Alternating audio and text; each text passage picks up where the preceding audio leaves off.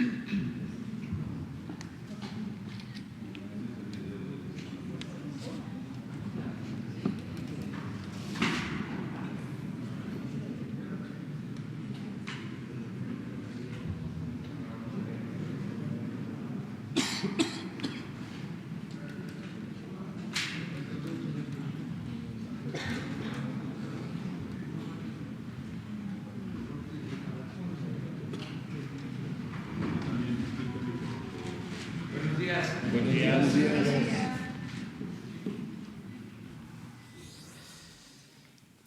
Pues el día de hoy vamos a informar sobre los lamentables sucesos de la muerte, el fallecimiento de mexicanos en las balaceras de Estados Unidos, en particular lo que tiene que ver con El Paso, Texas. Va a informar sobre este tema Marcelo Ebrard, secretario de Relaciones Exteriores, y también vamos a informar sobre la próxima subasta del Instituto para devolverle al pueblo lo robado.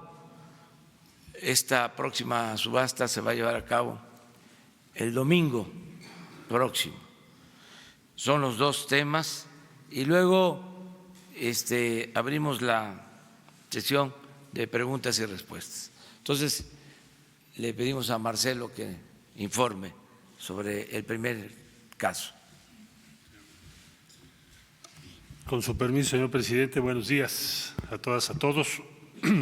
Como es de su conocimiento, el día de ayer, por instrucciones del señor presidente de la República, me trasladé a la ciudad de El Paso, Texas, y el informe que les puedo dar es el siguiente. En primer lugar, respecto a la atención inmediata a las familias, el consulado mexicano en El Paso estuvo en todo tiempo, sábado, domingo, lunes, el día de ayer, martes, en contacto con las familias afectadas. Tenemos desgraciadamente confirmada el fallecimiento de 8 personas,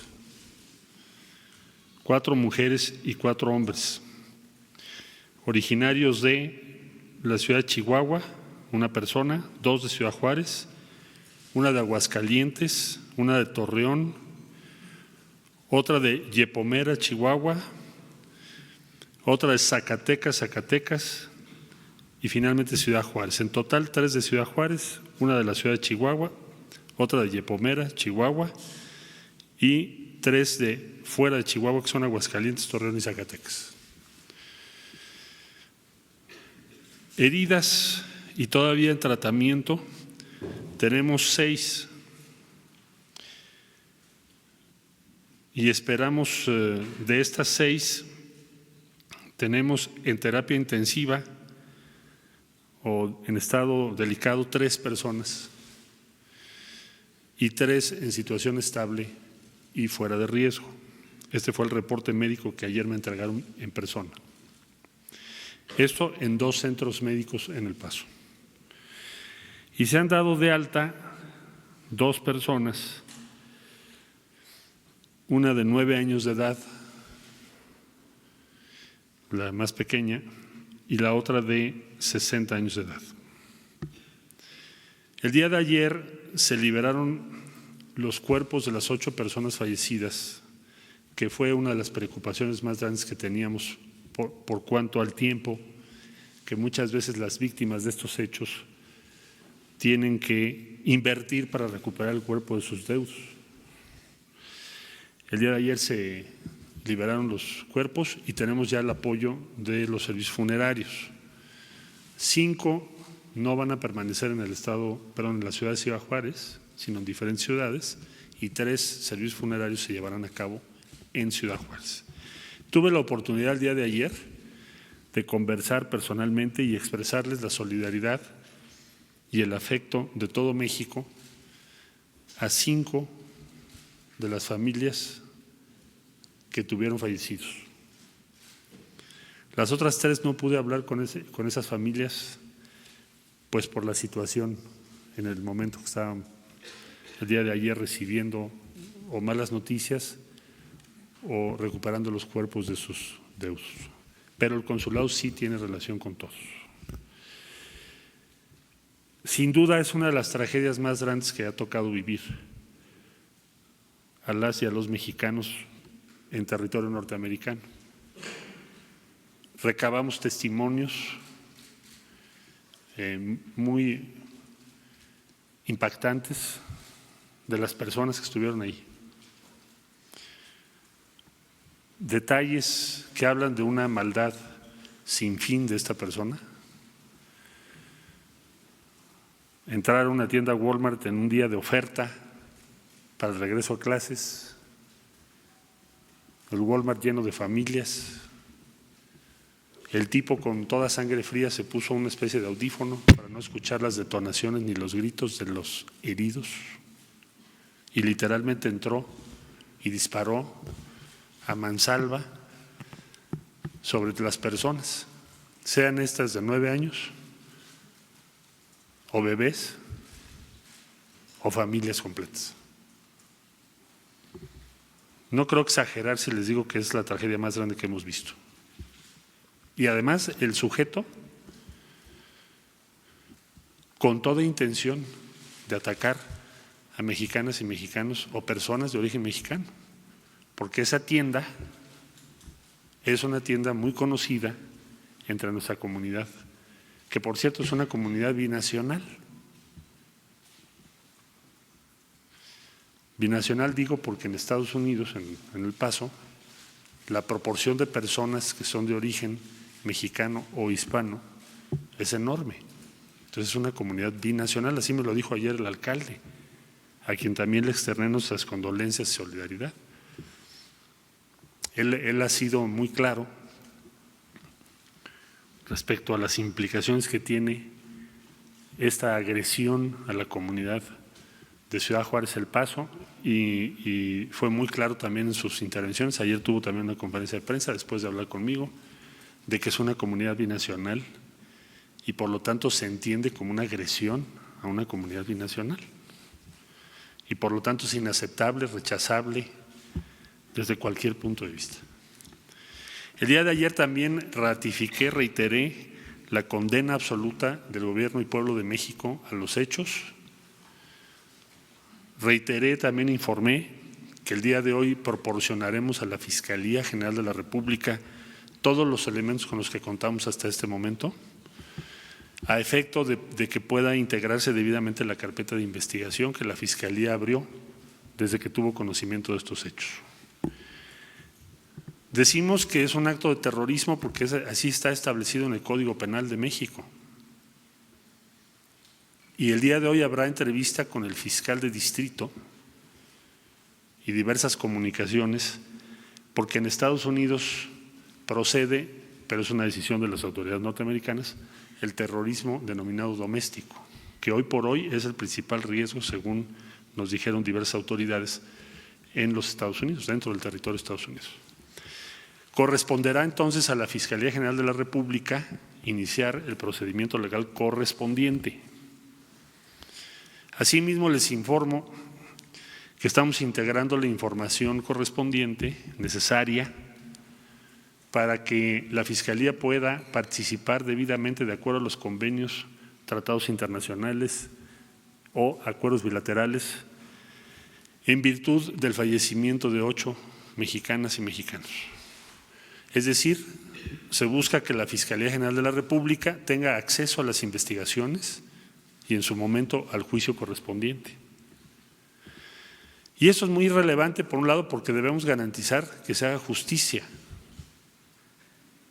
Y también se debe participar y se debe tener la información para respaldar a las víctimas, familiares de las víctimas de este acto terrorista, de esta tragedia. Nos preocupa que otras personas piensen igual que este sujeto. Queremos, y es algo indispensable, hacer y participar en la investigación por parte de la Fiscalía General de la República con el auxilio de la Secretaría a mi cargo para poder estimar si hay vínculos de otras personas con este sujeto y si efectivamente el manifiesto que se publicó es de su autoría. Y todo esto se los externamos ayer a las autoridades norteamericanas. Debo decir que encontramos muy buena disposición. Tan es así que ayer mismo liberaron los cuerpos de las 8 personas. Desde luego la Fiscalía General de la República y nosotros mismos les mantendremos al tanto del avance de esto que acabo de describir. Habrá también acción legal respecto al arma homicida, un arma de asalto. Sabemos que las leyes norteamericanas son muy permisivas. Me decían que incluso hasta a veces en las propias tiendas se venden armas, tipo Walmart, tipo esas tiendas. Pero no obstante que conocemos esa circunstancia, es nuestra obligación iniciar el proceso legal correspondiente. Y va a ser un tema de perseverancia como muchas otras grandes causas que tenemos que defender. Esta es una causa central, porque perdieron la vida mexicanas y mexicanos. Entonces, lo que en otro momento yo podría darles como una opinión respetuosa, hoy en día es algo distinto. Nos asiste la razón y la ley.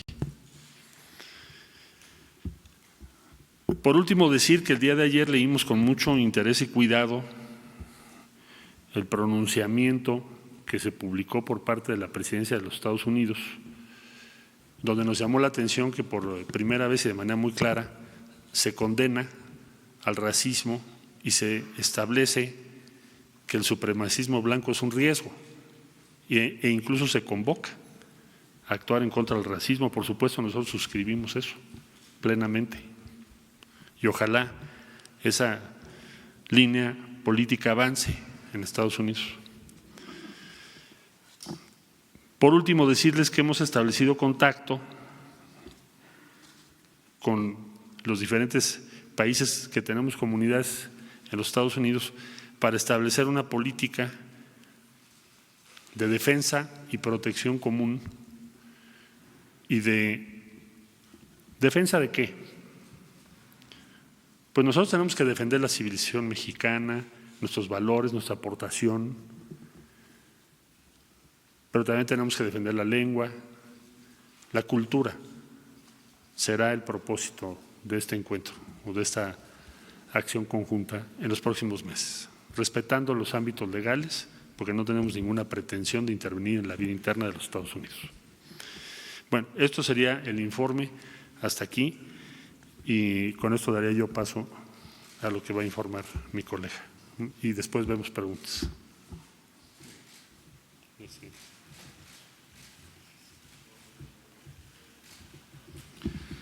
Buenos días, con su venia, señor presidente, y muy buenos días a todas y a todos. El día de hoy vamos a dar a conocer la segunda subasta martillo de bienes inmuebles en el Complejo Cultural Los Pinos como instituto para devolverle al pueblo lo robado. Vamos a presentar las principales características de la subasta, así como un aviso que consideramos de suma trascendencia hacia dónde se van a destinar los recursos que se obtenga, sobre todo de la venta de la casa que está en Lomas de Chapultepec, que perteneció al ciudadano chino-mexicano Chenli Gigón. Como les comento, la vamos a llevar el próximo domingo a las 12 del día, en lo que ya es costumbre para el Instituto para devolverle al pueblo lo robado, que es el Centro Cultural Los Pinos. Por lo que ello representa, es que estamos llevando hoy las subastas. Ustedes pueden ver, ahí está la casa habitación, está valorada en 95 millones de pesos. Se trata de una mansión estilo francés, situada en Lomas de Chapultepec. Es una casa pues verdaderamente lujosa, ubicada en un terreno de 1,200 metros cuadrados, con una construcción de casi 1,600 metros. Tiene 4 niveles. En el sótano se cuenta con un garage, allí tenían una cava bastante amplia. Ahí estaban botellas, tenían las botellas de vino. Igual tiene un área que es destinado para una planta eléctrica de emergencia. Cuando se va, dado que tiene un elevador, pues cuando se iba la luz, hay una planta eléctrica. Hay 2 cuartos de lavado, cuartos de planchado, cuartos de servicio y cuarto de juegos en lo que sería el sótano. Ahí lo pueden ver, como les comentaba, es una mansión bastante lujosa. En la planta baja tiene un patio descubierto, un gran vestíbulo con escaleras palaciegas, también está una cocina que es amplísima, tiene unos refrigeradores que son bastante famosos, Sub-Zero, y bastante lujosa los interiores de la cocina. También tiene una alberca, la alberca tiene un spa, tiene un sauna, y tiene un domo que permite controlar la temperatura. En contraposición, en ese mismo piso también se tiene un spa dedicado especialmente para controlar la temperatura del ambiente. En la planta alta están las recámaras, 4 de ellas con balcón, descubierto, vestidor y un baño jacuzzi. Finalmente, en el último nivel se cuenta con un cuarto de baño y un gigantesco salón de entretenimiento con un bar con capacidad para 200 personas, estilo francés, como en la bella época, y una terraza descubierta en el área de la azotea. Todos los acabados y los pisos son de mármol auténtico y cuenta, como les comentaba, con una planta de luz. Ahí pueden ver las características de la casa. Vamos a subastar 25 bienes inmuebles, de los cuales de esos 25, 5 son de la Fiscalía, uno de ellos es la casa. Tenemos de otras entidades transferentes que son el SAT, de Ferronales, de Tesofe y de un fideicomiso que tenemos, Fiderca. En total son 234 millones el precio inicial, pero insistimos, lo que es de suma trascendencia, y ahorita les comento por qué pongo tanto énfasis en la casa, sobre todo por el destino a donde se van a dar estos recursos. Hemos tenido, el SAE ha puesto un módulo para atender a las personas que vayan a ver la casa. El módulo se encuentra fuera de la vivienda. Hemos recibido interés de diversos grupos. Les voy a comentar, algunos embajadores han ido a visitar la casa porque para algunos es de interés adquirir la vivienda para poner la embajada. Otro grupo son los vecinos, algunos vecinos de la zona se han acercado para pedir información, y un tercero son los grupos de inversionistas que también han mostrado interés sobre adquirir la vivienda. Como les comento, el instituto puso afuera un módulo y estamos atendiendo a quien tenga bien pedir información adicional sobre la casa y sobre las características. Y además, creo que el anuncio hacia dónde se van a destinar los recursos es lo que en esta ocasión tendría la mayor trascendencia. Siguiendo la instrucción puntual del señor presidente de la República, le ha dado la instrucción al instituto para devolverle al pueblo lo robado, que los recursos que se destinen por la venta de dicha casa sean destinados a la brevedad posible a alrededor de 150 becas de 20,000 pesos mensuales para los atletas que están ahorita compitiendo en los Juegos Panamericanos. Estos atletas recibirán un estímulo de 20,000 pesos mensuales. Este es un apoyo sin precedentes para lo que sería el deporte de alto rendimiento. Nunca se había dado este precedente de apoyar a los atletas de alto rendimiento. Son alrededor de más de 100 millones de pesos lo que se destinaría a apoyar a estos atletas. Insisto, la instrucción del señor presidente es dar el apoyo a la brevedad posible en cuanto ellos regresen y cumplir con ese mandato. Es lo que el Instituto para devolverlo por robado daría celeridad y sería expedito el apoyo para dichos deportistas. La subasta, recalco, será el próximo domingo 11 a las 12 del día. Pedimos por favor el apoyo de la ciudadanía, de quien tenga bien la adquisición de dichos muebles, sobre todo la casa. Solicitamos el apoyo, la solidaridad y en esta ocasión para apoyar atletas de alto rendimiento.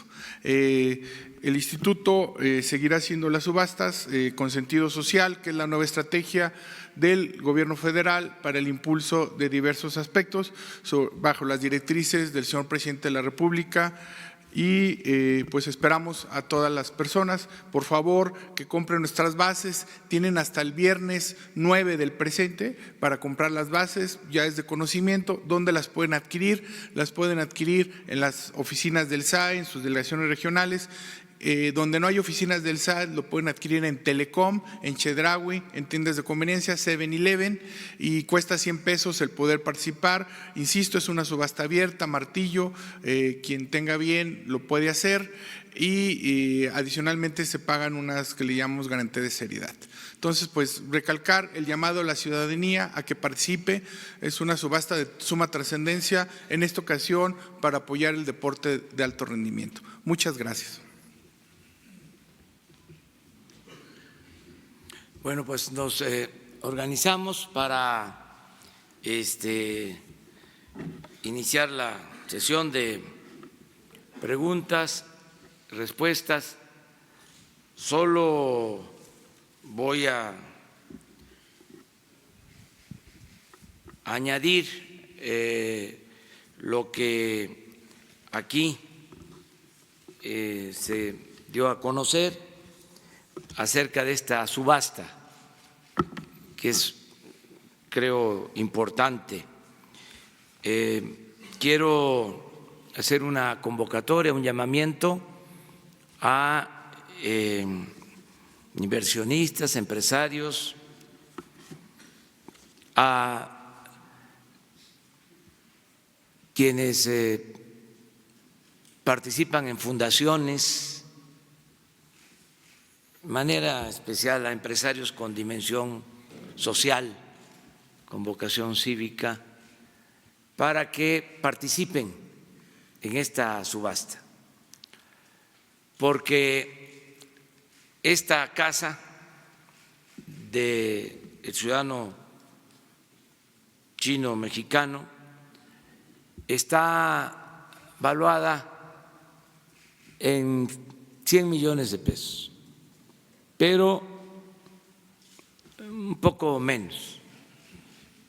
Pero ese es, vamos a decir, el valor mínimo, básico, es el piso. Y en la subasta siempre hay un agregado. En este caso tenemos como meta el alcanzar 150 millones de pesos por la casa. Y quiero pedir que participen empresarios con dimensión social, repito, con vocación cívica, porque estos 150 millones de pesos se van a destinar a apoyar a los deportistas que nos están representando en Perú en los Juegos Panamericanos, que están haciendo una extraordinaria labor, una demostración de entrega.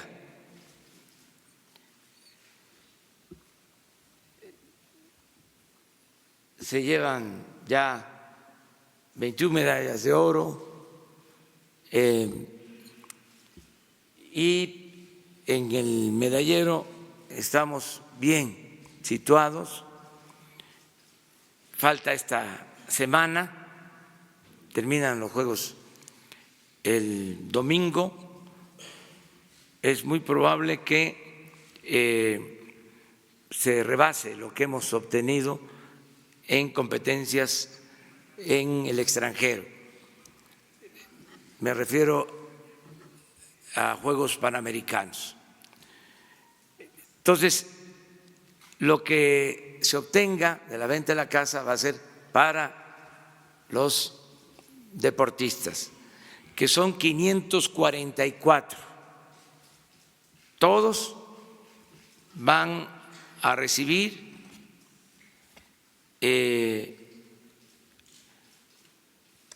240,000 pesos, a razón de 20,000 pesos mensuales durante un año. Una sola entrega. Nada de fideicomiso, nada de que se les va a administrar y se les va a entregar cada mes los 20,000 pesos, sino regresando se les va a entregar este apoyo y ellos van a saber cómo administrar. Son mayores de edad, son responsables. Hay la mala costumbre de ver al ciudadano como menor de edad y de que el gobierno les administre sus bienes o lo que les corresponde. Y así se van creando fideicomisos, instancias gubernamentales, y al final no se entrega el recurso o se entrega con moche, con piquete de ojo. Entonces, regresando, todo lo que se obtenga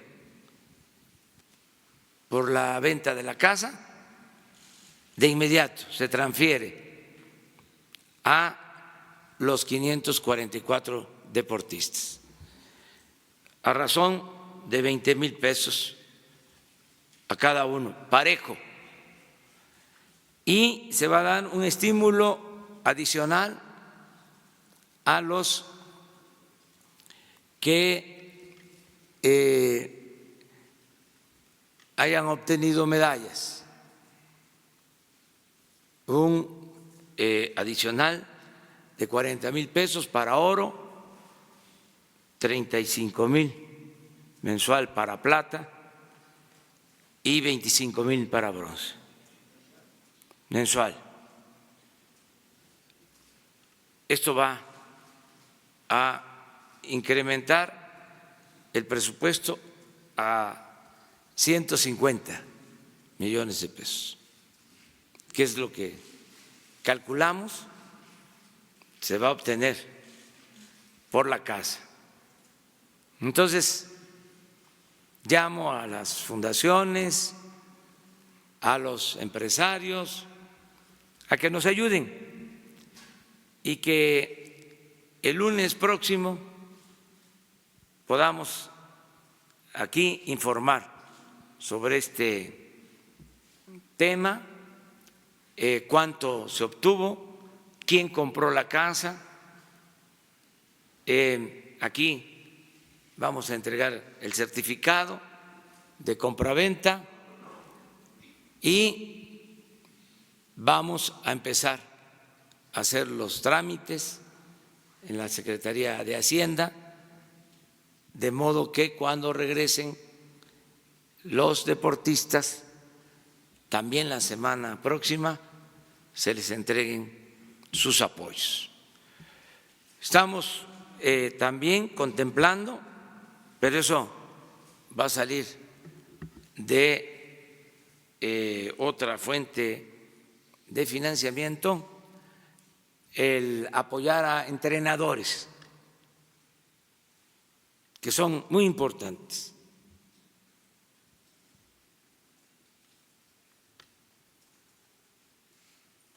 Y viene la participación de paralímpicos y va a ser lo mismo también. Entonces vamos a apoyar. Lo que buscamos es impulsar el deporte y también fortalecer la independencia de cada atleta.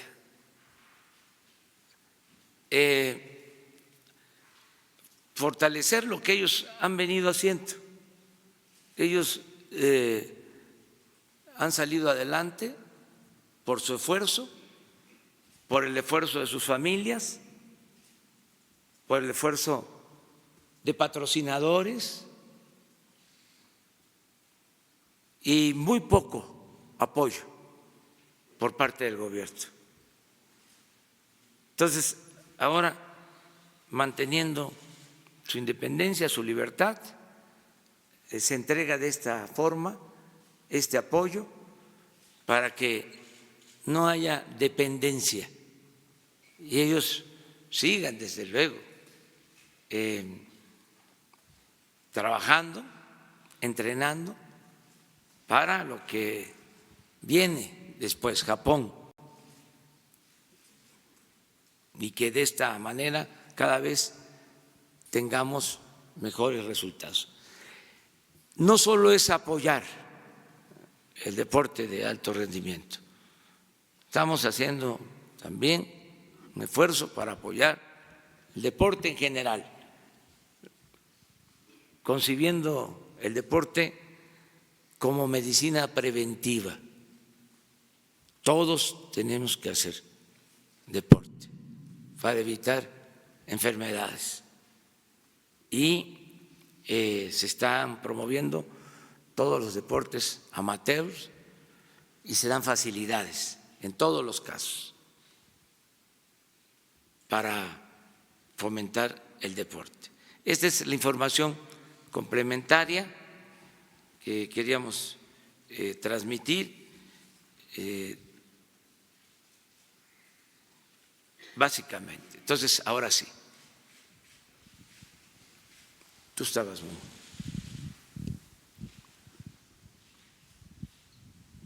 Buenos días, señor presidente, señor canciller, director.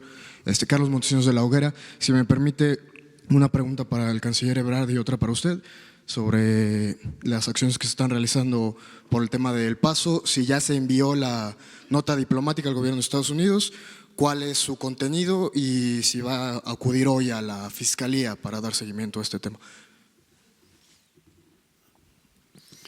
Entregaremos la nota diplomática el día de hoy, se las daremos a conocer, por supuesto, y tendremos una plática con el fiscal general el día de hoy también.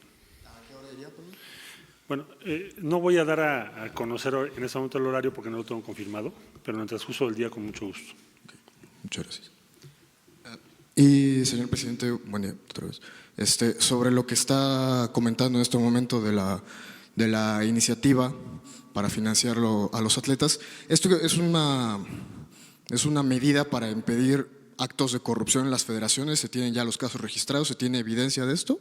¿O a qué se debe este movimiento de su parte? Mire, yo he llegado a la conclusión de que todo lo que podamos entregar de manera directa a la gente es más seguro, es más eficaz.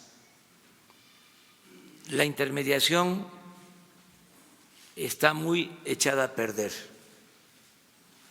Se echó a perder la intermediación en el periodo neoliberal. Y esto me lo aconsejan los ciudadanos, mis asesores, aunque no les guste a mis adversarios. Lo repito, el pueblo sabio, el pueblo que tiene un instinto certero, me dice: no nos regrese el dinero, no nos entregue el dinero a través de intermediarios porque no llega. Entonces, una característica del nuevo gobierno es que todo lo que podamos va a ser entregado de manera directa. de la tesorería de la Federación al beneficiario, porque se atrofió el gobierno, se corrompió, se burocratizó. No es solo un invento el hablar de un elefante echado, reumático, mañoso. Ese es el símil. Eso es lo que terminó siendo el gobierno. Por eso estoy pidiéndole a la gente que me ayuden a empujar el elefante.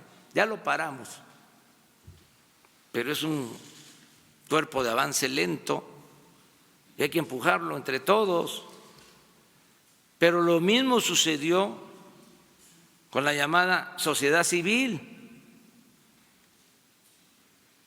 organizaciones sociales, bueno, las llamadas organizaciones no gubernamentales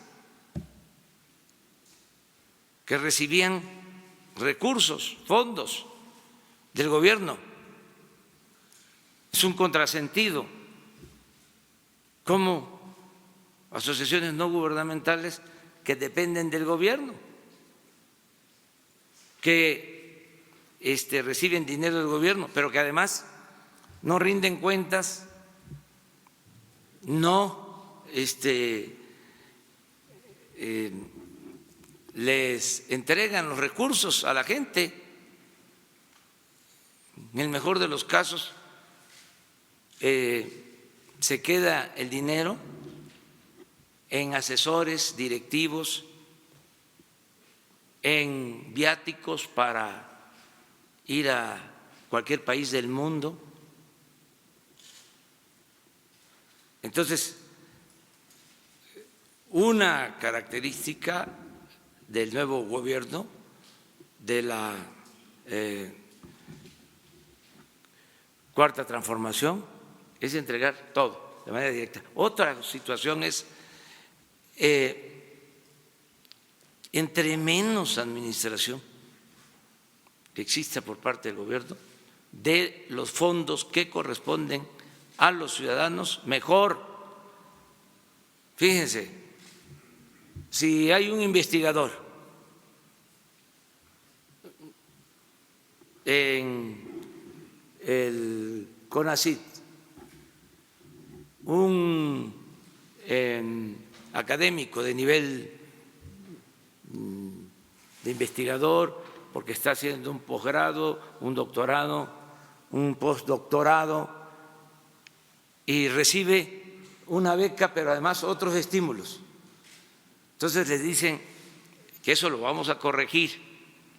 Estoy poniendo nada más ese ejemplo. Esto es lo que te corresponde, pero además como estímulo puedes comprar una computadora, un equipo, casi le dan la marca, y solo puedes utilizar el dinero en este concepto o para este propósito.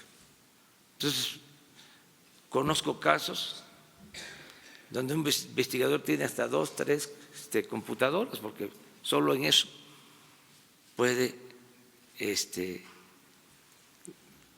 ejercer su estímulo.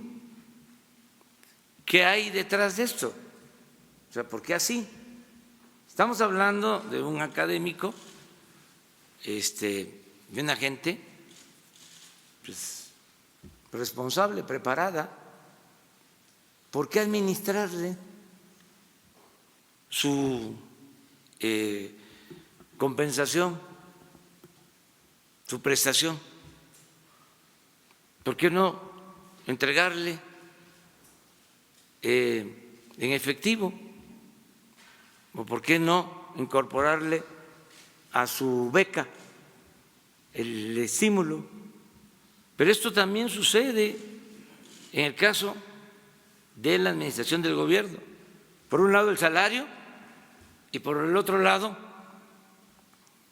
las prestaciones que para la despensa, que para los lentes, que para el uniforme. ¿Y quién administra eso? El mismo gobierno, las oficialías mayores. Bueno, ¿por qué no explorar la posibilidad de que esas prestaciones se incluyan al salario y se le entregue completo al trabajador si no es menor de edad? Por último, si utiliza el dinero para cualquier otra cosa, es su dinero y es su derecho. Es esto de lo de las becas o apoyos a los deportistas. ¿Por qué administrarlo? Ya tenemos, administralo tú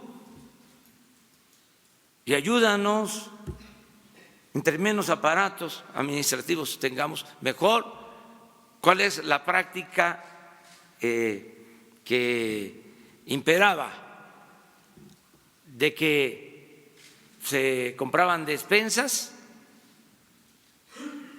si se hacía una licitación era amañada y se compraban 2.000, 3.000 millones de pesos y había un moche de por medio. Entonces ya la prestación al trabajador menguada, reducida. ¿Por qué no ir resolviendo todo esto en lo administrativo? Y pensar más en que la gente es responsable. Una cosa que es muy importante subrayar: la corrupción no se da de abajo hacia arriba, la corrupción se da de arriba hacia abajo. No es cierto eso que llegaron a sostener, que la corrupción era parte de la cultura del pueblo de México. Eso es un error y una infamia. Eso es una gran mentira. En el pueblo hay muchos valores, en la sociedad, que además eso es lo que debemos de aprovechar para regenerar la vida pública. Entonces, ese es el tema, independientemente de si hay investigaciones o hay sospecha de corrupción. Para todo lo mejor es entregar de manera directa a los beneficiarios. Hay cosas que no se pueden, pero si se va a hacer un camino rural, ¿por qué no lo hace la gente? Que es muy complicado hacer un camino. En todos los pueblos hay ingenieros, hay maestros albañiles, se da trabajo en los pueblos, queda ahí el presupuesto, se reactiva la economía, tiene un efecto multiplicador. Claro, la burocracia dice, me refiero a la burocracia corrupta, no a la burocracia en general, a la que le tengo respeto, pero siempre salen con que no tiene capacidad técnica la gente para hacer el camino, para hacer un aula. Ahora vamos a entregar también así los apoyos para el mantenimiento de las escuelas, directo a las escuelas, a las sociedades de padres de familia, donde estudian sus hijos. Ellos van a manejar los fondos para que la escuela esté en buenas condiciones, porque si bajamos el presupuesto por todas las instancias gubernamentales, no llega ni un bote de pintura, no llega nada. Y esto nos va a ayudar mucho a ir acabando con la corrupción de arriba hacia abajo, porque vamos a limpiar. Ya empezamos arriba, pero tenemos que ir todos ayudando para limpiar de corrupción el país. Y si me permite una más, señor presidente, ya que habló de salud preventiva en ese momento, Usted ya nos ha hablado en repetidas ocasiones de su estado de salud, de la condición en la que se encuentra, repite constantemente que está al 100. Sin embargo, el PRI en la Cámara de Diputados impulsa una ley para que el titular del Ejecutivo tenga que dar a conocer a detalle su condición física, sus padecimientos, sus malestares y las consecuencias que esto pudiera tener. Si tiene una opinión al respecto, algún comentario sobre lo que está impulsando el Revolucionario Institucional. No tengo problema, le puedo mandar mis análisis clínicos y estoy bien y de buenas. Miren, se cuestiona mucho, ¿no?, el que tenga hipertensión, esa es mi enfermedad, eso fue lo que me llevó al infarto.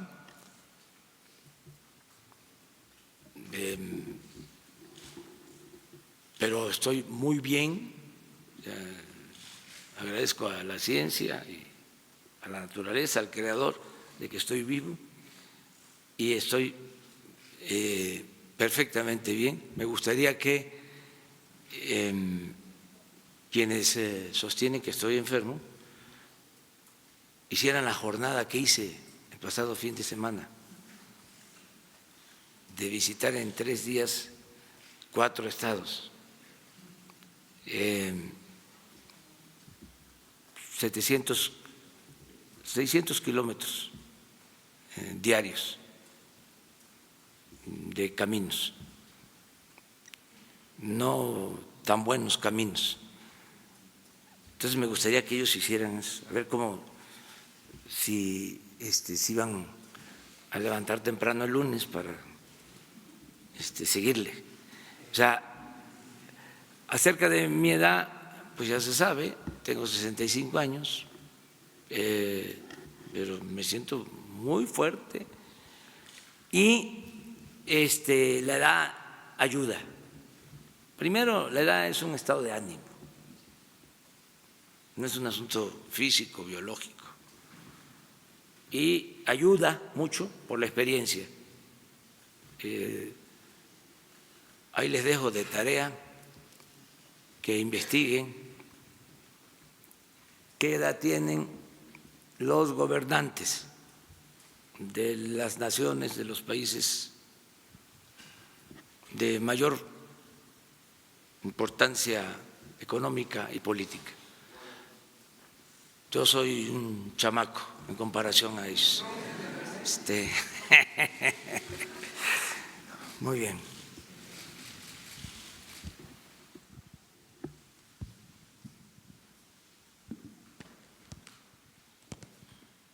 Buenos días, presidente. Shaila Rosagel, corresponsal de Grupo Gili, El Imparcial de Sonora, La Crónica y Frontera de Tijuana.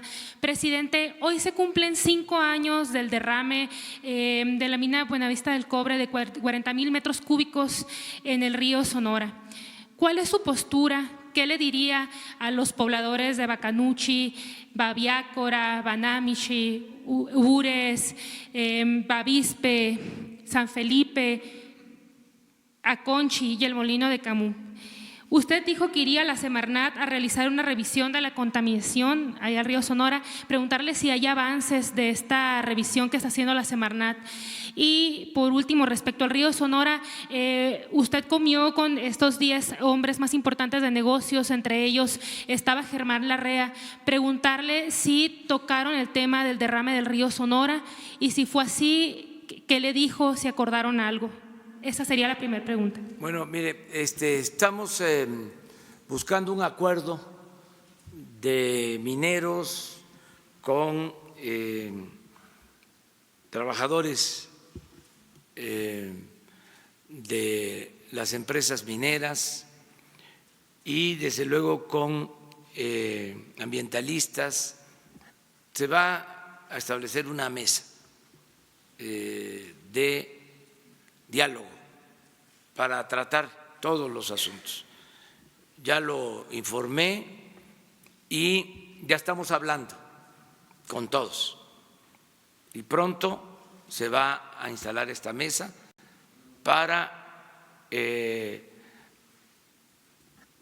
atender todos los temas y buscar un acuerdo en general entre todos, porque se requiere de la conciliación.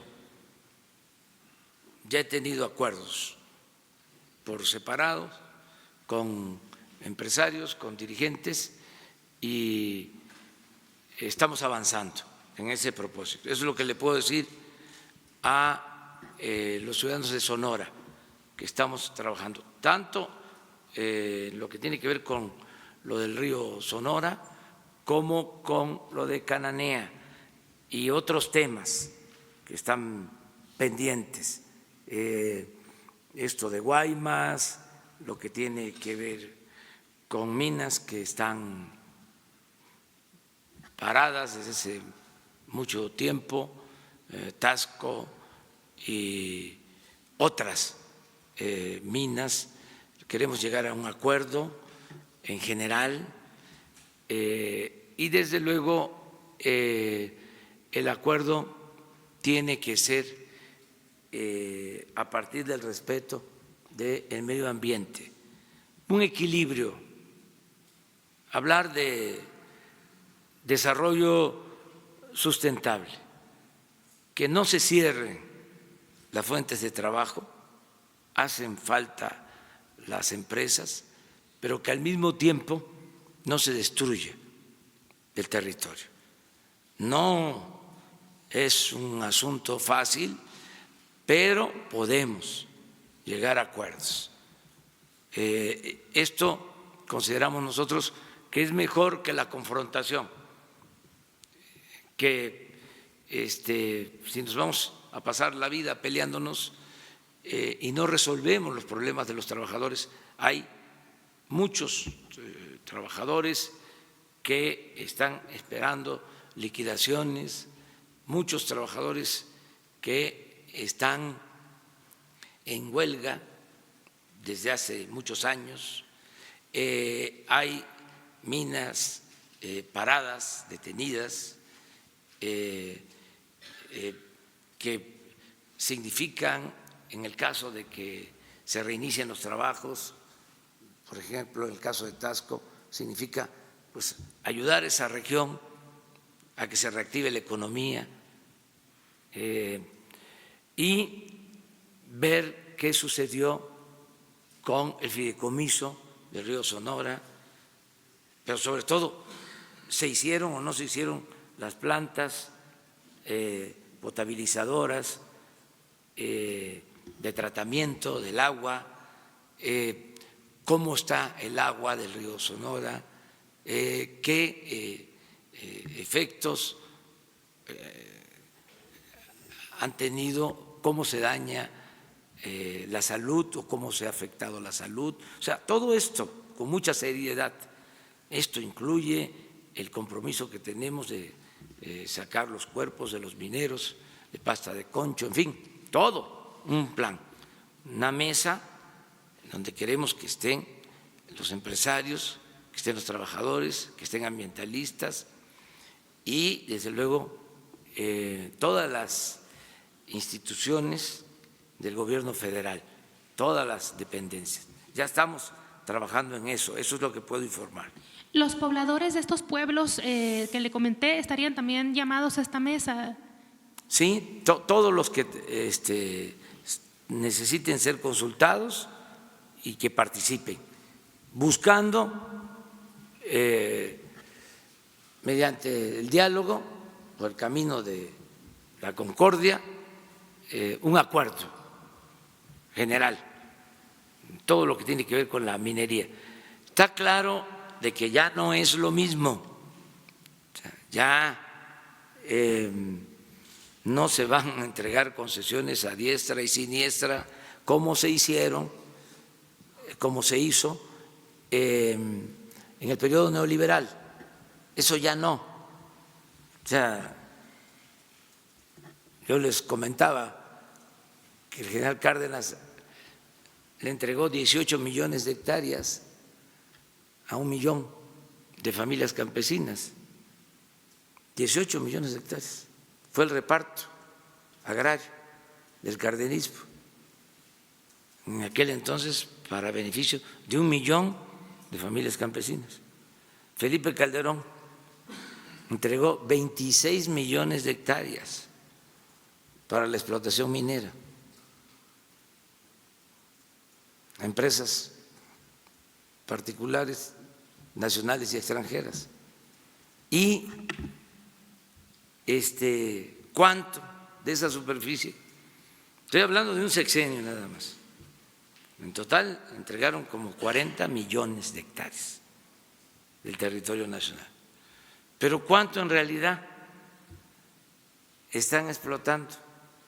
Nada, muy poco. 40 millones de hectáreas para la explotación minera, pues no se las acaban ni en 1000 generaciones. ¿Por qué tanto? Por la especulación, por tener los títulos y negociar en el mercado financiero.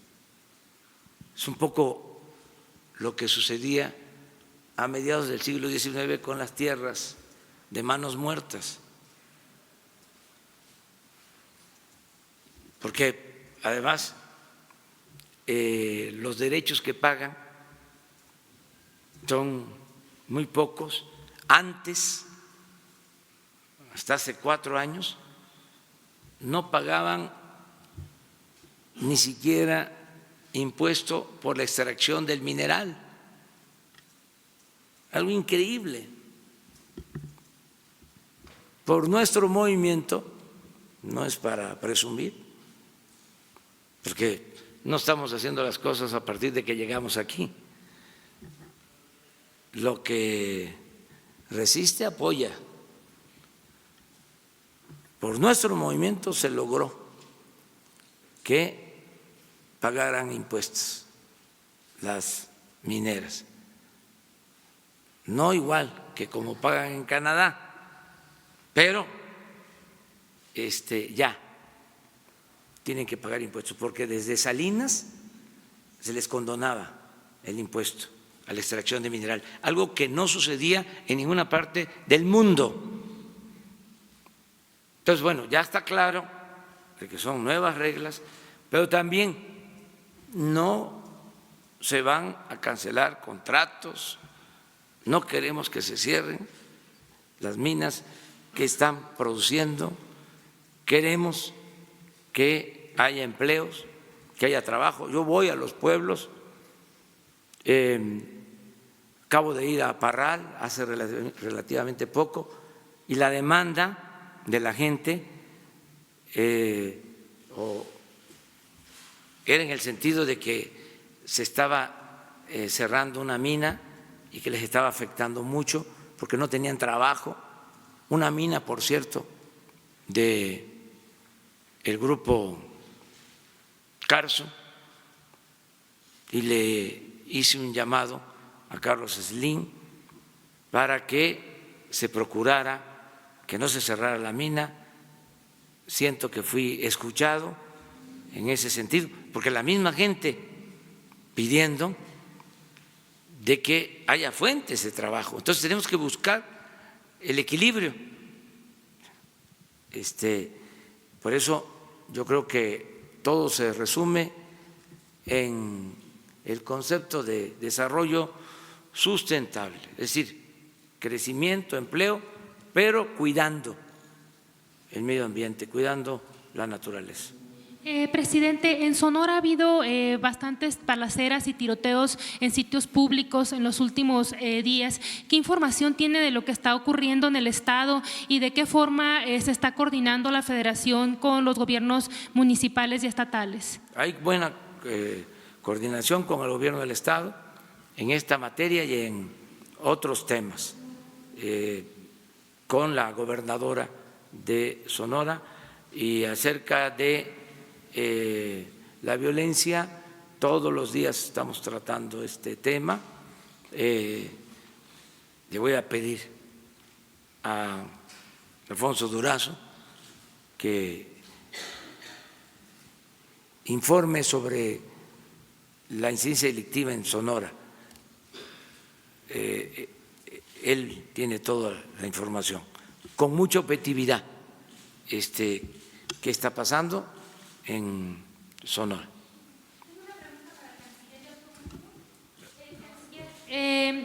Con lo ocurrido el sábado en Texas, endurecerá el gobierno la postura en el marco de las negociaciones con Estados Unidos en el tema migratorio, es decir, la exigencia de que Estados Unidos deje su discurso de odio en contra de los migrantes y de los mexicanos, no solo pedirlo en una nota diplomática, sino que sea parte de las negociaciones que están en marcha, que Estados Unidos modifique su discurso de odio que está costando vidas a mexicanos. Gracias. Bueno, lo acabo de señalar y viene explicado de una manera más clara en la nota diplomática, pero el planteamiento que está haciendo México de tipificar los hechos como terrorismo van a tener muchas implicaciones que se van a ir viendo en los próximos días y semanas. Y la acción que el Gobierno de México va a emprender en contra del tema de armas también va a tener muchas implicaciones. Yo lo que le diría a ustedes, que con mucho gusto más tarde les vamos a compartir la nota diplomática, así como una vez que tengamos acuerdo con el fiscal general de la República, pues iremos dando a conocer, sobre todo la Fiscalía, las implicaciones que tiene lo que le acabo de decir.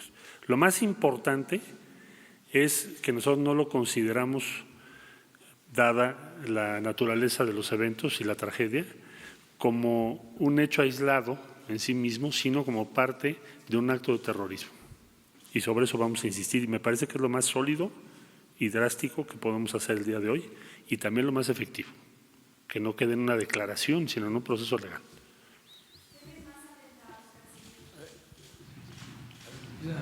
¿Mande usted? Gracias. Sara González, de Grupo Imagen. ¿Temen más atentados en Estados Unidos en contra de mexicanos? Bueno, precisamente por eso queremos participar en la investigación, porque decía el director del FBI en una comparecencia reciente, que por cierto tenemos la versión completa, que él considera o consideraba en ese momento, no sé si en ese momento lo mantenga, yo creo que sí, que el principal riesgo para ciudadanos norteamericanos y ciudadanos, en este caso mexicanos o de otras nacionalidades de origen de lo que ellos denominan hispanos en Estados Unidos, son los supremacistas blancos y su red en Estados Unidos. Eso lo dijo el director del FBI ante el Congreso. Y por esa razón, México está considerando este acto como un acto de terrorismo y queremos participar en las investigaciones para conocer quiénes más pudieran estar involucrados, precisamente para que debe ser la principal preocupación que tengamos, tratar de coadyuvar a evitar cualquier otro evento de esta naturaleza en los Estados Unidos. ¿Es posible que exista una red? Bueno, le pregunto. Siempre hay la posibilidad. En este caso en particular no se ha confirmado que hayan participado otras personas, pero de que hay una red de supremacistas blancos, claro que sí. Tienen sus sitios de internet, hay toda una red, lo describe el propio director del FBI y con mucho gusto les puedo compartir esa información. Gracias. ¿Sí? ¿Usted? ¿Sí? Es una pregunta para el presidente. ¿Sí está bien? Señor presidente, David Noriega, Vice News, aquí desde Los Ángeles. Una pregunta sobre el tema migratorio. Usted ha dicho en varias ocasiones que quiere evitar otra tragedia como la masacre de 72 migrantes en Tamaulipas en 2010.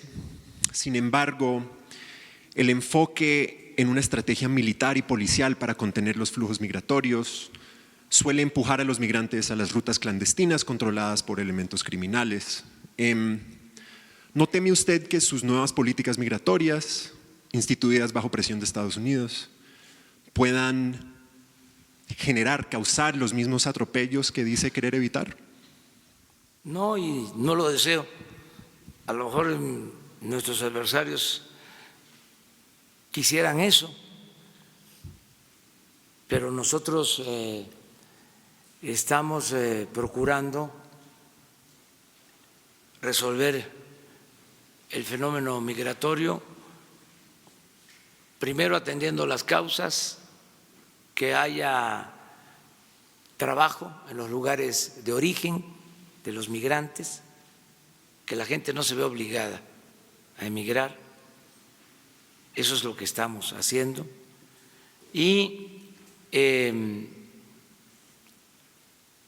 protegiendo a los migrantes, cuidándolos, que no se violen sus derechos humanos,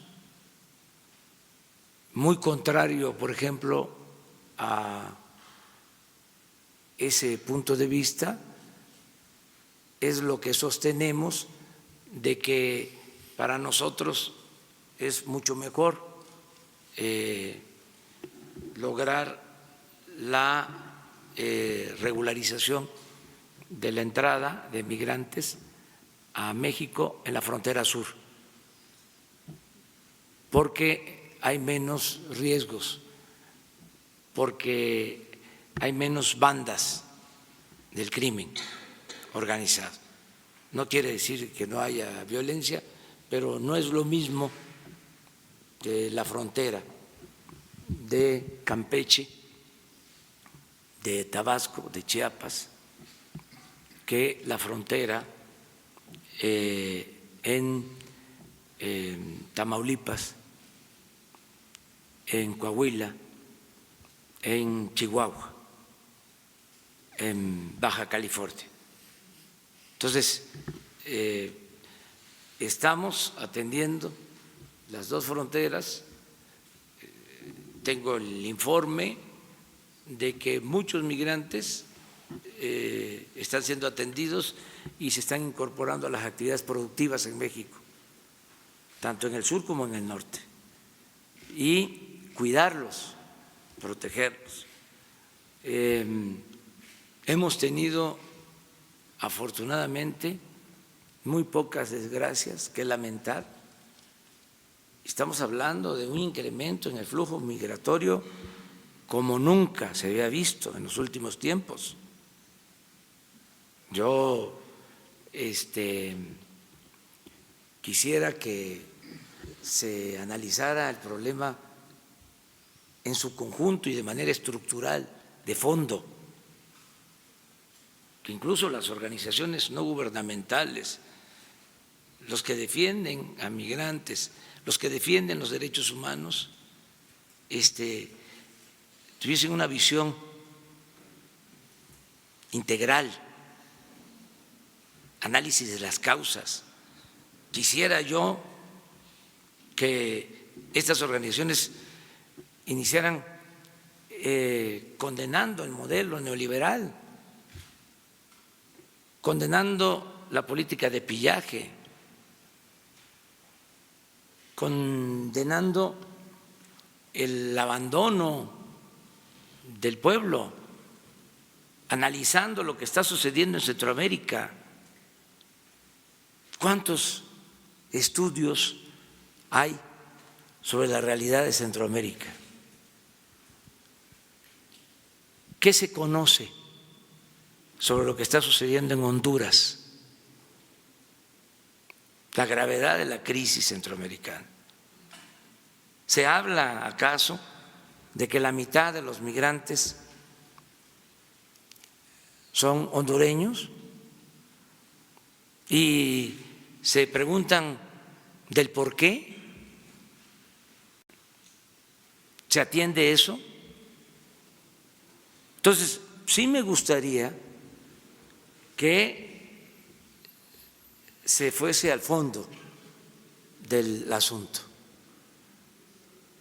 y que no nos confundan. Nosotros no somos represores, no somos conservadores, no somos de derecha, no sostenemos que los problemas sociales se resuelven con medidas coercitivas. Nosotros sostenemos que la paz y la tranquilidad son frutos de la justicia. Esa es nuestra filosofía, nuestra doctrina. Entonces, todo lo que estamos haciendo es para proteger a los migrantes. Fíjense que no hemos nosotros culpado a otros países, a otros gobiernos.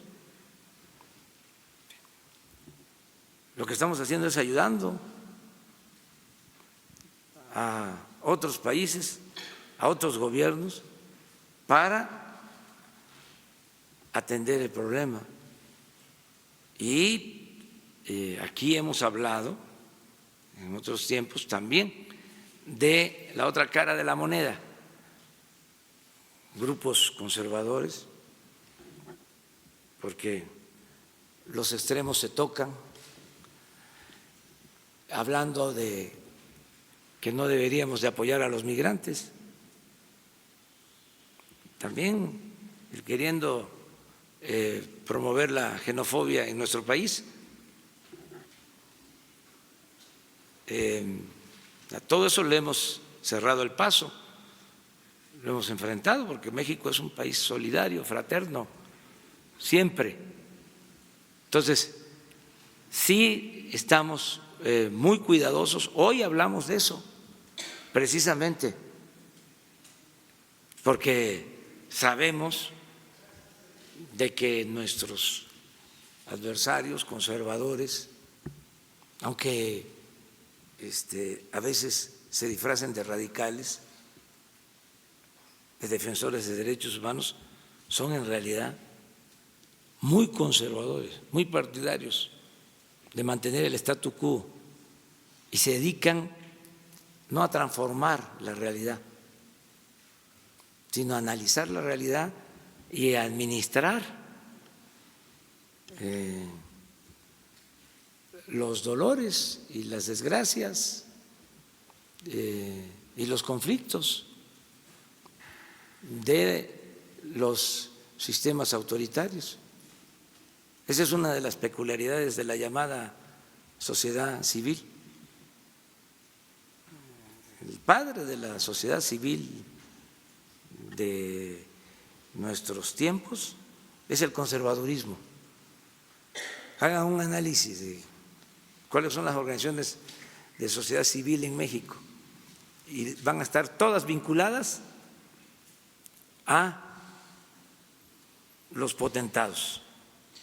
¿Usted considera que el control de los flujos migratorios es fundamentalmente una cuestión administrativa civil o una cuestión militar y de seguridad pública? Es un asunto legal, está en nuestras leyes y está en las leyes de cualquier país del mundo. Si usted va a cualquier país, pues tiene que registrarse. Eso está en nuestras leyes y eso es lo que estamos haciendo. Nada más. Es un asunto legal y al mismo tiempo, pues es un asunto social y humano.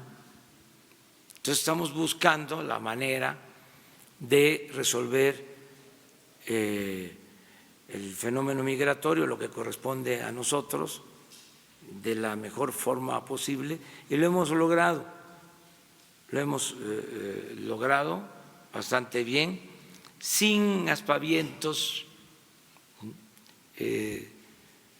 sin rasgarnos las vestiduras, con seriedad y con responsabilidad. Y ahí vamos bien en eso. A ver, vamos allá. Hola, presidente. Buenos días. Gaspar Vela, de Grupo Radio Centro. Ayer el Coneval dio a conocer que en México hay 52.4 millones de personas pobres en su informe. Me gustaría saber qué cifra de personas en situación de pobreza se compromete usted a dejar una vez que termine el sexenio. Y en segundo lugar, el canciller alertaba hace 2 semanas del tráfico de armas de Estados Unidos a México. ¿Qué tanto ha influido esto para que no se logre todavía la reducción de índices delictivos en el país, presidente?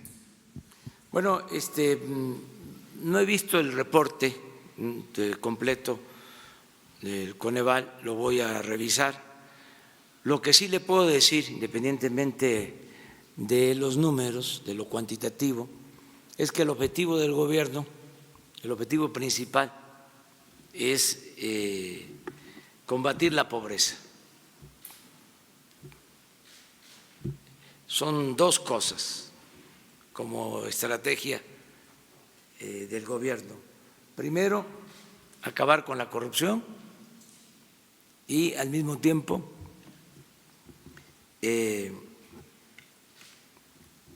sacar de la pobreza a nuestro pueblo. Y están relacionadas las dos cosas, porque hay pobreza por la corrupción. La corrupción política es la causa principal de la desigualdad económica y social de México.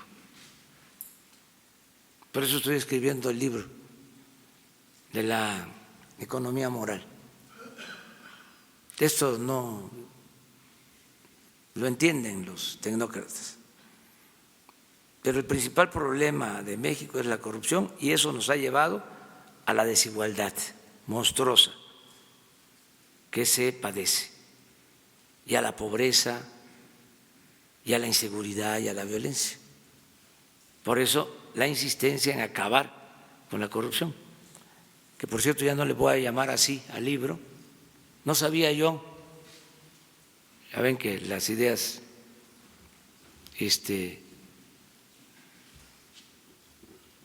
no son del todo nuevas en la historia de la humanidad, siempre se tratan estos temas. Y me encontré ayer, supe ayer, de un libro que se llama así, Economía Moral, de un economista estadounidense, muy buen libro.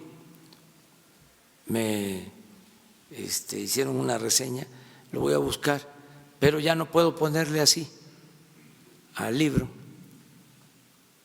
Esto me pasó hace como 20, 25 años, escribí un libro que le puse Entre la historia y la esperanza. Además que ahí fue distinto. Luego el que fue presidente de Estados Unidos, el presidente Clinton, hizo un libro después que le llamó Entre la esperanza y la historia.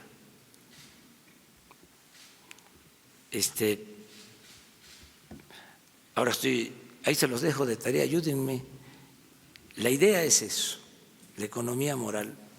Cómo los neoliberales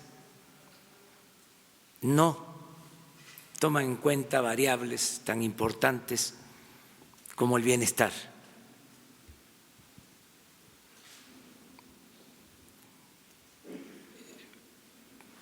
Entonces, ¿cómo no toman en cuenta? Nunca les importó a los neoliberales el problema de la corrupción. ¿O ustedes se enteraron de que era para ellos un problema la corrupción en México? Nunca. Hasta la fomentaron.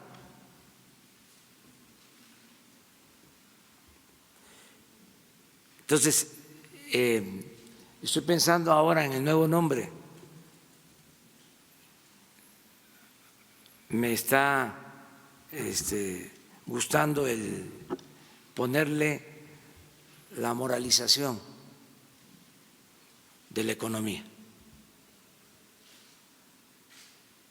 Puede estar bien. O pues no ponerlo en negativo, porque lo otro podría ser la economía inmoral. Ese es otro asunto, pero eso es ponerlo en negativo. Es más en positivo. Lo que estamos haciendo, lo que es el modelo nuestro, cómo sin corrupción, sin gastos superfluos, con un auténtico Estado de Derecho, con legalidad, con fraternidad, se puede lograr una sociedad mejor. Ese es el modelo nuestro. Entonces, en eso estamos. Lo otro… ¿Pero alguna cifra de reducción, algún porcentaje de reducción de pobreza no daría? No tiene sentido eso. Vamos a esperarnos. Lo que sí les puedo decir es que, y eso lo puedo probar, nunca los pobres habían recibido tanto como ahora.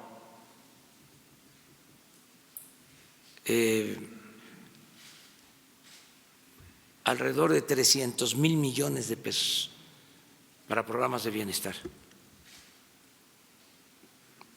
como nunca. Entonces, esto tiene que dar buenos resultados. Como nunca, aunque no les guste a sus adversarios, aumentó el salario mínimo este año.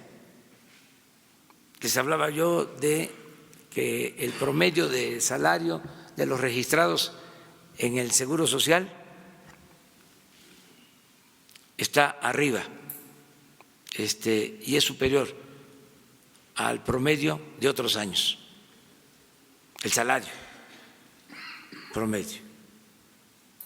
Y otros datos, porque los nostálgicos del neoliberalismo siguen hablando del crecimiento, ¿no?, escaso, limitado. Nada más ven eso, no ven otras cosas. Fíjense ahora que hay estas diferencias, estas disputas en lo arancelario, en lo comercial, entre las dos grandes economías, Estados Unidos y China, que representan como el 35% de la economía mundial y se están acariciando, se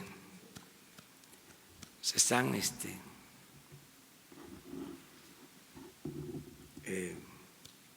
confrontando, poquito afortunadamente, ¿no? Pero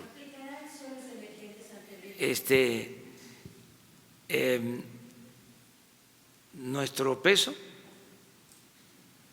llevábamos el primer lugar en apreciación de nuestra moneda en el mundo. Con esto nos bajaron Japón, el yen se fortaleció. En Asia solo esa moneda, todo lo demás se cayó. Quedamos nosotros en segundo sitio, todavía en segundo sitio. Y estamos resistiendo, porque fue fuerte lo de ayer. Bueno, lo que empezó el jueves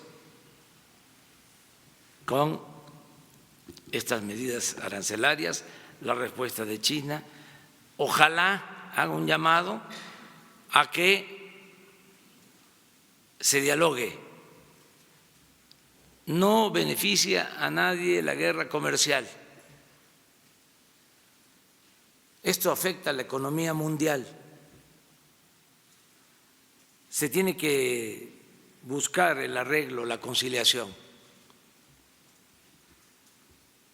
porque no es solo las diferencias entre Estados Unidos y China, las dos principales economías del mundo, es que pasan a afectar al resto de las economías y, desde luego, a la economía mundial. Entonces, nosotros estamos resistiendo y esperemos que pronto se convoque para que haya un acuerdo en toda la política arancelaria que no afecte divisas, que no afecte la economía en su conjunto. Eso es lo que estamos haciendo. Y también es importante que se haga el recuento, se analice de cómo, en vez de ir a la confrontación cuando había la amenaza de los aranceles en contra de México, se buscó el acuerdo. Este señor, el secretario de Relaciones Exteriores, Marcelo Ebrard, y una comisión hicieron un trabajo excepcional, de primera,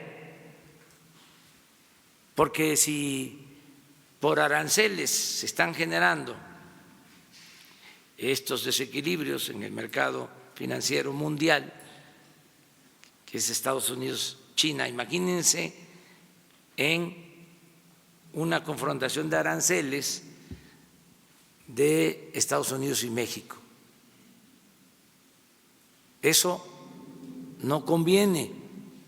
Entonces, por eso celebro mucho el que se haya logrado un acuerdo que se está cumpliendo, y celebro el que se haya optado por mantener una política de respeto con el gobierno de Estados Unidos y de cooperación con el gobierno de Estados Unidos. Porque cuando se está de dirigente de un partido, cuando se está sin una responsabilidad de Estado, pues entonces se puede actuar de otra manera. Pero un jefe de Estado, un jefe de nación tiene que actuar con responsabilidad y con prudencia y hacer lo que más conviene al interés general. Entonces, salimos bien de ese difícil momento y esto nos ha estado ayudando, y ahora lo que espero hacia adelante es que se apruebe el tratado en Estados Unidos, y hay condiciones para eso. Nos conviene que se apruebe el tratado de libre comercio con Estados Unidos y con Canadá, y vamos bien, y hay buen ambiente, y creo que pronto se va a firmar se va a aprobar ese acuerdo en Estados Unidos. Sobre el tema del tráfico de armas y la incidencia delictiva, presidente, ¿qué tanto ha influido para que no se haya reducido todavía esta incidencia delictiva en el país? Pues es algo que influye, pero que no es lo único, ¿no? ¿En qué porcentaje más o menos influiría esta situación? Pues sí, influye porque la violencia en México, sobre todo lo que tiene que ver con homicidios, está relacionado con la existencia de la llamada delincuencia organizada, de las bandas. Y estas bandas pues utilizan armas de alto calibre, ilegales, que entran por de contrabando al país. Entonces sí hay una influencia. Entonces todo este tema de las armas, Marcelo lo está tratando. Incluso aquí lo dijiste, ¿no? La vez pasada, antes de estos lamentables hechos, ya se había dado a conocer esta situación. Yo solo comentarles, porque también aprovechar, ¿no?, para ir refrescando la memoria, porque a veces se produce una especie de amnesia. Nosotros no hemos permitido la entrada de armas, no hemos dado consentimiento para que entren armas. No aceptamos ningún operativo que implique la entrada de armas de Estados Unidos a México, como sucedió en los tiempos del neoliberalismo, con el antiguo régimen, con los gobiernos anteriores. Eso no. No hay acuerdos debajo de la mesa. Ayer lo mencionaba yo en Valle de Bravo, porque este tema, siendo nosotros muy respetuosos de la independencia de el país vecino, del gobierno estadounidense, este tema no lo han tratado bien, con todo respeto, ni republicanos ni demócratas. Esa mala experiencia que tenemos nosotros del operativo rápido y furioso se presentó cuando estaban en el gobierno de Estados Unidos los que ahora son opositores. Entonces, hay que ver las cosas con mucha objetividad y no inmiscuirnos, porque también siempre se busca que tomemos partido en otros países. Por eso es sabio lo que decía el presidente Juárez, que todavía gobierna con su ejemplo. El respeto al derecho ajeno es la paz y la no intervención, la autodeterminación de los pueblos.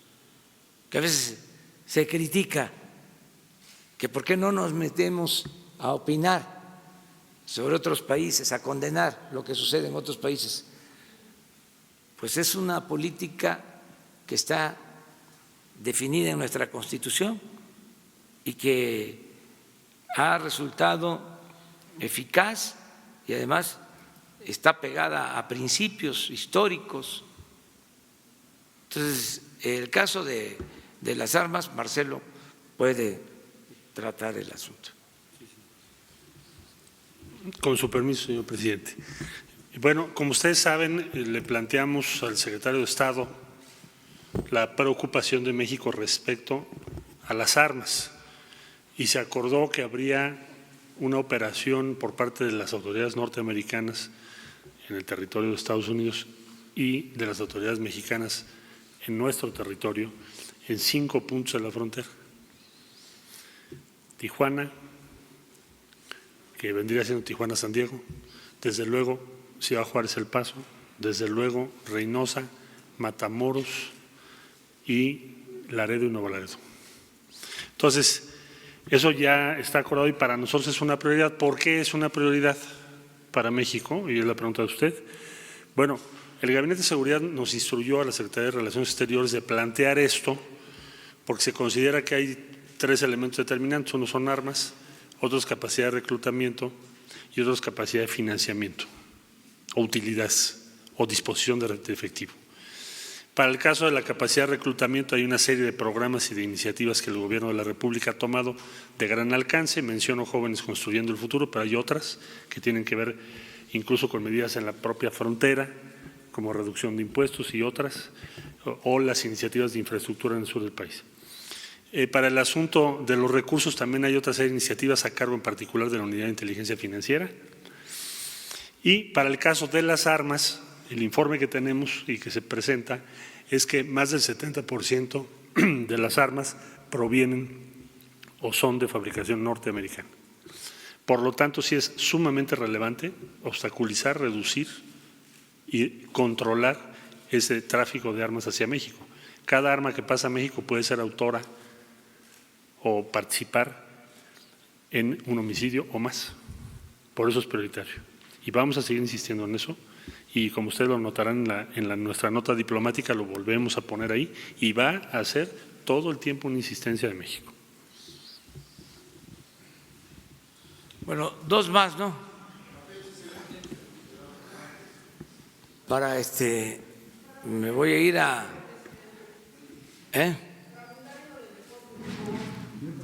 A ver, vamos a lo del deporte. Lo del deporte, ¿quién dijo? A ver, adelante.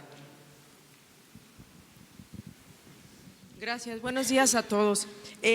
Presidente, le quiero preguntar, este anuncio que hace de otorgar estos recursos a los atletas, ¿significa que va a desaparecer el fideicomiso FODEPAR, que ya no van a recibir el dinero que actualmente reciben a través de este fideicomiso, o además de lo que ya reciben por FODEPAR, van a recibir los recursos que usted acaba de anunciar?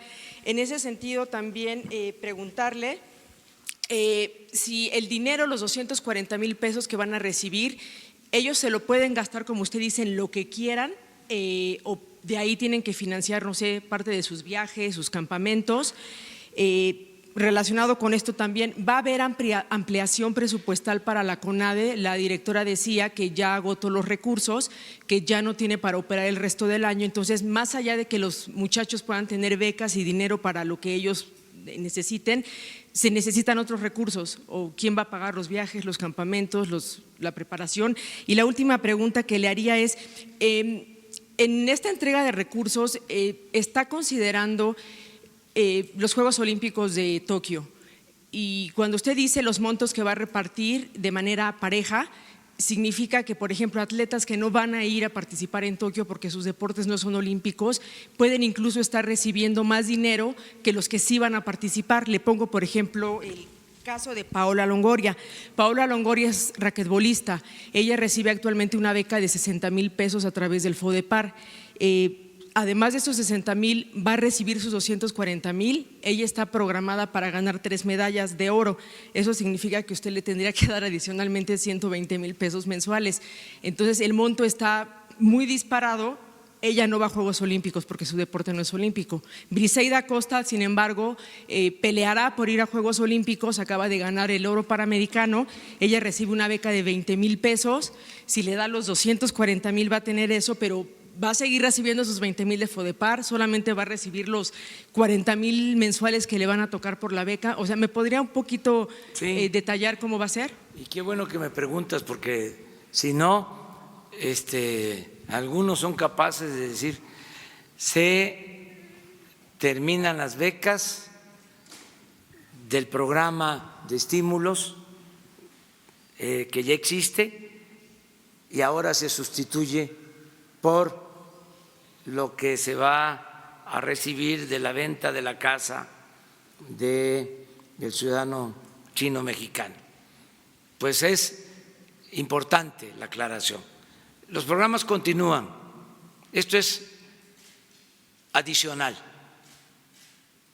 eso quiero que quede claro.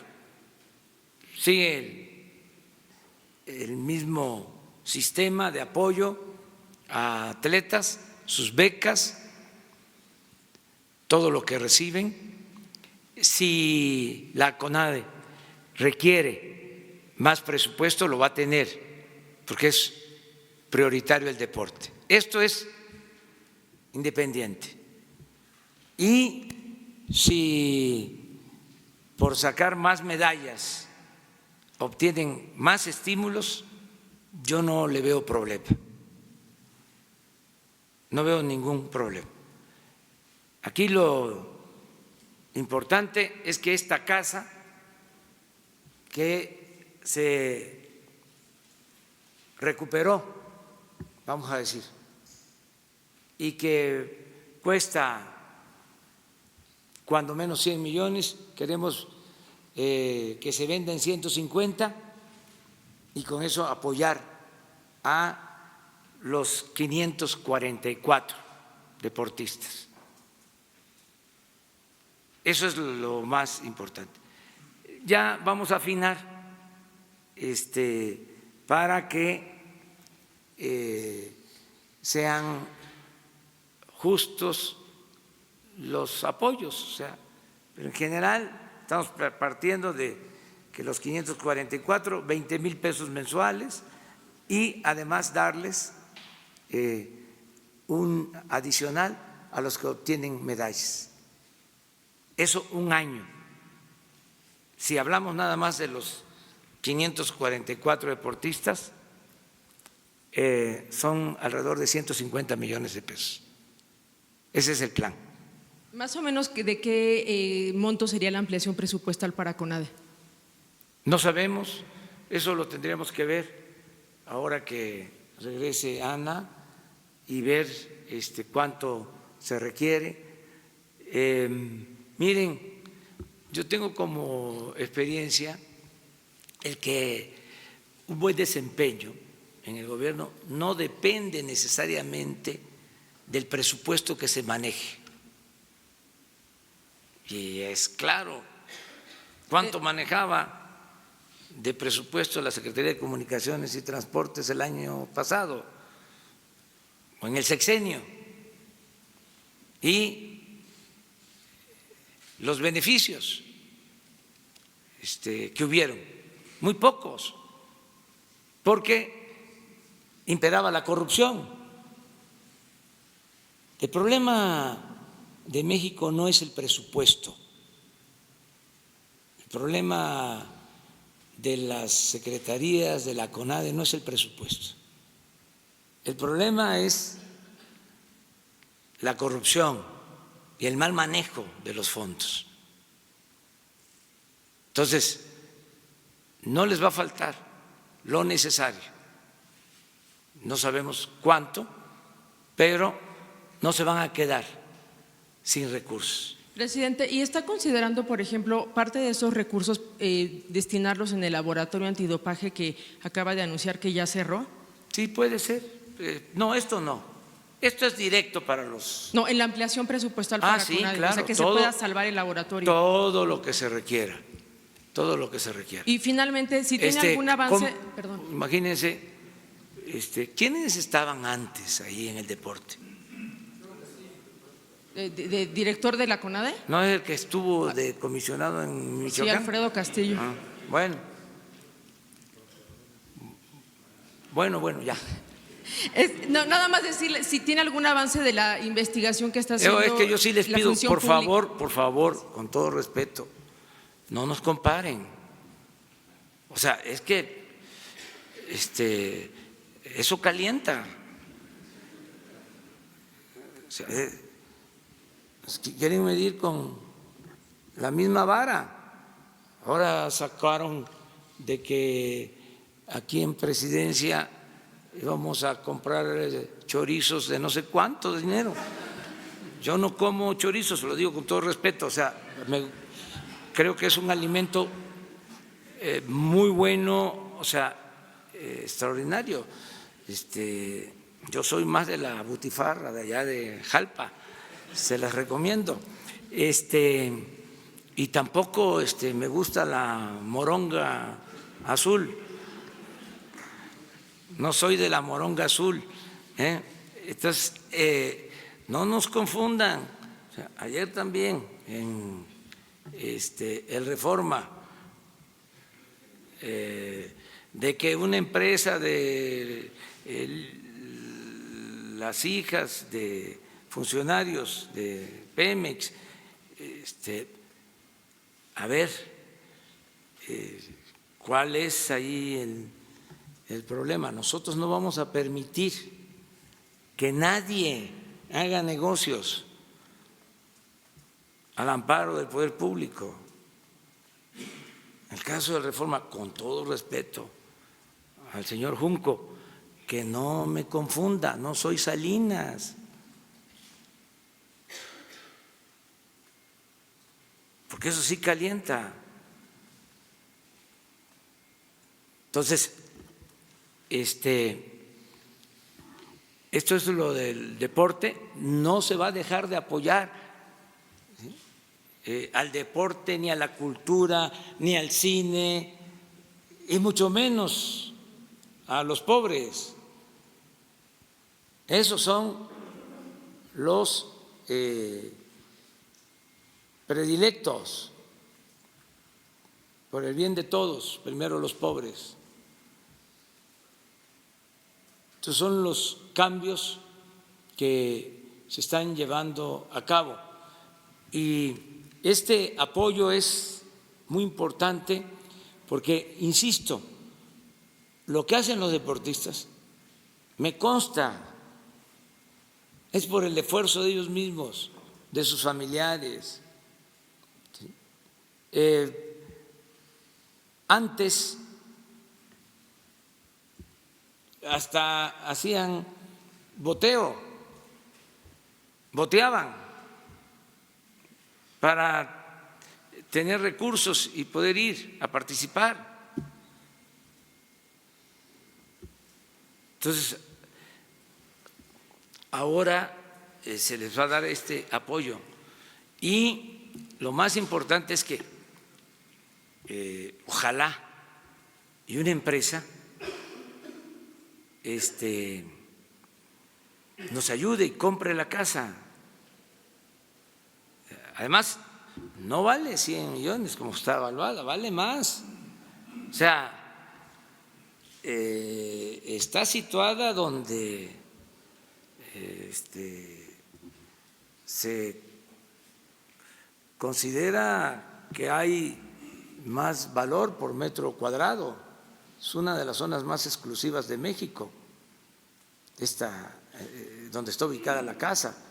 Son 100 millones, es el avalúo de inicio, pero en la subasta, en todo lo que hemos subastado, siempre es 25, 50% más. En este caso, lo que queremos es que lleguemos a los 150, que con eso nos alcanza para estos estímulos a todos los deportistas. Y a lo mejor participan, puede ser que ya desde ahora que nos están escuchando ya están pensando de que nos van a ayudar, y vamos a dar a conocer también aquí quién compró la casa, porque aparte de que es un bien público, pues también va a tener un precio adicional por la participación de quien la adquiera, y para beneficio del deporte, para algo bueno, pues. ¿Sí? Ese es el. Terminamos. Las casas. Presidente, acá todavía no van a. Aquí, ¿yo? Vamos a dejarla, mire, al decano, a Reyes Razo. Ya. Muchas gracias. Muchas gracias, señor presidente. Ciertamente la actitud de su gobierno frente a los norteamericanos, frente al señor Trump, ha sido en pos de la conciliación y en pos del trato dialogado, terso, lo más suave posible.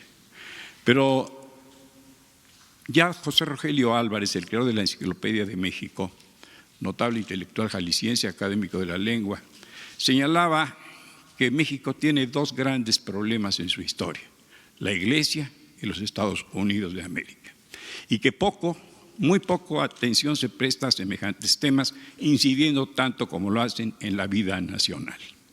Pero aparte de José Rogelio Álvarez, un embajador emérito, más de 40 años en el Servicio Exterior mexicano, asesor, por cierto, actual del canciller Ebrard, tal como la ley lo indica, pide, solicita o sugiere que tengamos una actitud más firme, una actitud hasta de aguantar vara, si es posible el propio término, así lo empleó el embajador emérito Sergio González Gálvez, con más de 40 años en el Servicio Exterior, subsecretario de Relaciones Exteriores, de que si acaso hubieran venido los aranceles, hubiera tenido que aguantar vara, y que se debía tener y privilegiar en relaciones exteriores al personal más entrenado para saber lidiar con la diplomacia y los intereses norteamericanos.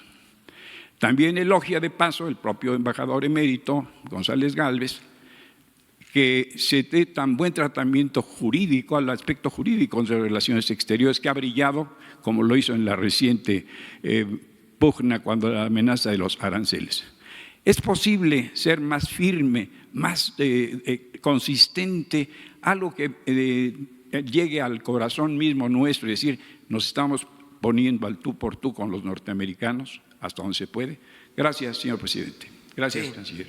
Pues sí, todo lo firme que sea necesario y también todo lo prudente que exigen las circunstancias.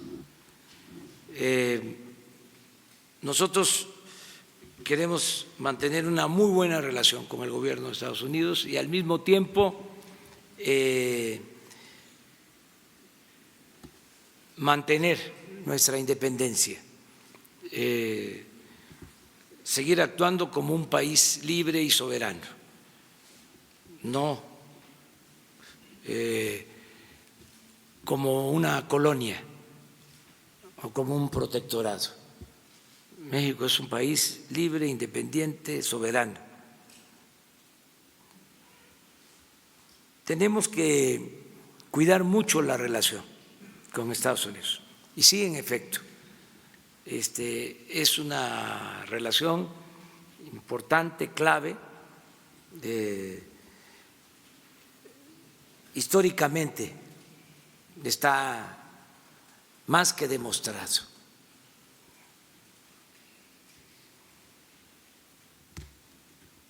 Y estamos ahora teniendo mucho cuidado con eso y siento que vamos bien en esa relación. Lamentamos muchísimo el que se presenten estos hechos en los que pierden la vida mexicanos y estadounidenses también. Pero no tenemos ningún problema de conciencia, porque nosotros siempre hemos sostenido que no deben de utilizarse medidas coercitivas, que no se debe de apostar a la fuerza, que no se puede fomentar el odio, que no se puede azuzar a los pueblos para rechazar a extranjeros, a migrantes. Y hemos sido muy claros en eso, pero no estamos como para estar diciendo te lo dije.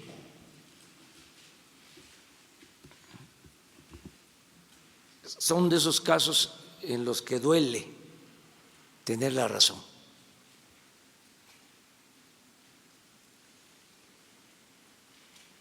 No meternos en los problemas internos de otros países. Hay procesos electorales en Estados Unidos, hay elecciones y no queremos ser partícipes, ni mucho menos utilizados. Tenemos nuestra propia política, precisamente por nuestra independencia y por el respeto a nuestra soberanía. Y estoy muy satisfecho con el trabajo, el papel que está haciendo Marcelo Ebrard como secretario de Relaciones Exteriores. Me ayuda mucho, descanso mucho en su conocimiento, en su capacidad, en su experiencia, en su manejo político diplomático. Me ayuda muchísimo, porque yo conozco la historia del país y conozco la historia de las relaciones internacionales, conozco la historia de la relación de México y Estados Unidos desde el Gran Zarpazo o desde antes, y lo he estudiado y conozco cómo ha sido nuestra relación. pero no puedo estar en todo. Además, para eso es el secretario de Relaciones Exteriores. Y yo tengo que ocuparme también de lo interno. Además, sostengo que la mejor política exterior es la interior. Arreglar la casa, limpiar la casa, porque si nos va bien en México, nos van a respetar afuera, siempre. Cuando hay un gobierno corrupto, no solo le faltan el respeto los de adentro, sino también los de afuera. Si hay un gobierno honesto, se adquiere mucho respeto en el ámbito internacional, sin necesidad de tanto protagonismo, sin necesidad de estar asistiendo a todas las cumbres, estar participando en todos los foros. Eso es asunto de los internacionalistas, de los diplomáticos, que, por cierto, y como tú lo has dicho, son muy buenos los mexicanos. La diplomacia mexicana es de lo mejor que hay en el mundo y son los que están ayudando en relaciones, y yo les recuerdo a ustedes que a lo mejor no se sabe porque está dedicado a la administración pública y a la política, pero Marcelo es egresado del Colegio de México y su especialidad es precisamente la de la política exterior. Entonces, por eso está en este cargo y lo está haciendo muy bien. Nos vemos mañana. Nos vemos mañana. Mañana. Muy bien.